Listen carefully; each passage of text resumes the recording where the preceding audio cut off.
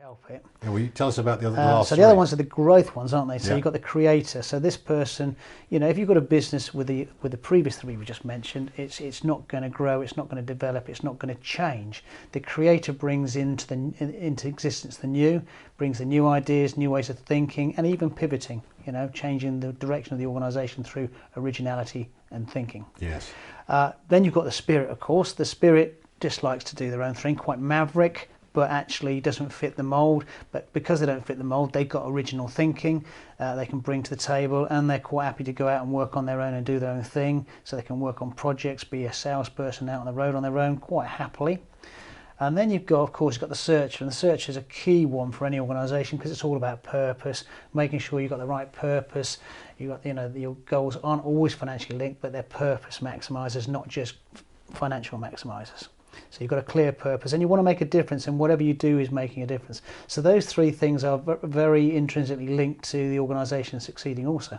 Yes, I think one important thing I'd add to that, that's absolutely great analysis, but one important thing I'd add to that would be particularly about the spirit motivator. I sometimes call spirit motivators the people as mavericks, which sounds a bit, but the key thing to get is this. I think we're in a world now where we're increasingly under pressure for what I call, or what Irvin Janis called, groupthink. Groupthink, where everyone's got to think what the top people think, and you have to fall in line with it, or it's the door. The thing about spirit motivators are these are the kind of people who actually don't really like groupthink. They will give you an alternative view of things that is not always popular, and I think in a lot of corporate environments it's very difficult for them to survive. It's okay if you're a salesperson and you're out on the road and you're kind of like, yeah, you're doing your own thing. So what you're saying is you need them to challenge the status quo? You need them. They are the status quo challengers. Yeah. They will challenge the status quo. The innovator, of course, the creator creates new stuff, and that may be challenging or it may not be challenging, and the person themselves may or may not feel the need to challenge. But if you've got that with spirit, they will challenge. So clearly, I'm not saying the spirit is always right when they challenge, but it's a very, very good antidote to groupthink, which I think is a really dangerous thing for corporates. Yeah, I can see the value of that. So they'd speak their truth, wouldn't they? They speak their truth, yes. Yeah. So the and spirit wouldn't hold back, motivator. wouldn't play the game. Yes.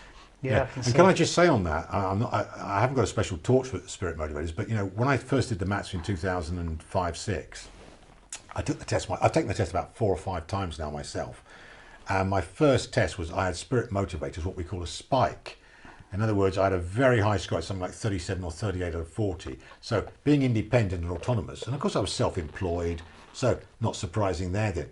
But in the last 15 years, actually now, spirit motivator is not in my top 3.